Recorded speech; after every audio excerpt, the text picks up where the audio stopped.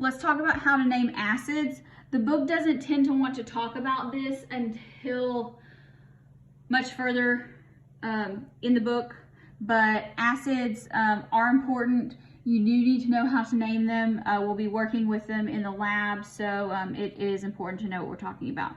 What makes something an acid? Generally, it's going to release hydrogen ions when it's dissolved in water. They're going to have a sour taste, so think about lemons, think about vinegar. And then they dissolve metals. We are going to name two types of acids. The first ones are binary acids. Binary acids, this is a hydrogen and a nonmetal. The formula system for naming these is you say hydro, the base part of your nonmetal. So normally we would say like oxide or chloride. So if you're gonna say chloride, so it'd be chlor, and then we're gonna say ic, and then acid. So this makes things easy. So if you're thinking, oh, well, this is two nonmetals, well, sort of, it is, but it's hydrogen, so it means it's an acid. So if you want to try to call this hydrogen monochloride, that's not right. This is an acid because it's hydrogen and a nonmetal. So hydro for hydrogen. Base name of our nonmetals, this is chlorine, so chlor. Suffix ic, acid. Hydrochloric acid, 2 words. So you see hydrochloric acid, you write HCl. These are not hard. HBr, same thing. Hydro, bromine, so we're going to call it bromic acid. HI, this is not high, this is not the abbreviation for Hawaii. In chemistry, we call this hydro iodic acid, because iodine and ic. Now, the others, oxyacids. These are not as easy, but it is very important to know how to name them, because again, we will use them in the lab. You need to know to be able to recognize that something is an acid, especially for safety purposes. So, oxyacids have hydrogen, and they're going to have a polyatomic ion that has oxygen in it. So, when you do this, you're going to take hydrogen and your polyatomic ion, and you're going to smush them together. So you take your polyatomic ion, and then you're going to add enough hydrogens to charge balance. So phosphate is -3, hydrogen is +1, so you need 3. So this is the acid. Now let's name it.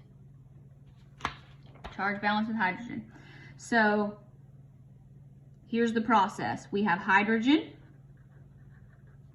and we have phosphate, and they are smushed together. Now, hydrogen is understood, so we don't put that in the name.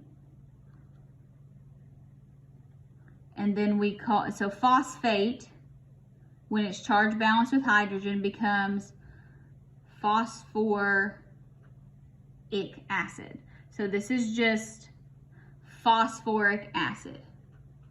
Phosphoric acid. Oh, that's what this is. Phosphoric acid. So phosphoric acid means you're going to have hydrogen and your polyatomic ion. So when you have your base polyatomic ion, so that would be 8. So your polyatomic ion that ends in 8, they make ic acids. It's going to sound weird, but it's going to make more sense in a second. So here, when you have sulfate, becomes sulfuric acid. Sulfuric acid. Carbonate makes carbonic acid.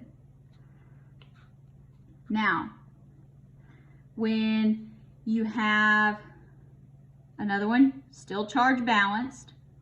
So you have polyatomic ion, charge balanced with hydrogen. It's hydrogen, and this is phosphite. And so that's our derived name, or the name we figure out using the rules. Hydrogen is understood, and this becomes, we're going to use the suffix us. So this is phosphorus acid. So what you have to remember here is our ite polyatomic ions make us acids. So sulfite becomes charge balanced with hydrogen, sulfurous acid. Ate ions make ic acids, ite ions make us acids. Spelling counts. So let's try these. So here we have, if we have carbonate, its polyatomic ion is CO3 minus 2. So we're going to call that 8 ions make ic acids. So carbonic acid, charge balanced with hydrogen, H2CO3. Nitrate, NO3 minus 1, makes nitric acid, HNO3, charge balanced with hydrogen. How about nitrite? Nitrite is NO2 minus 1. So charge balanced with hydrogen. Ite polyatomic ions make us acids, so nitrous acid. Sulfate, SO4 minus 2, H2SO4, because we charge balanced with hydrogen. Sulfuric acid. Sulfite, SO3 minus 2, so H2SO3. Sulfurous acid. Same thing works for phosphate, but I did those as an example. Do the dynamic study modules.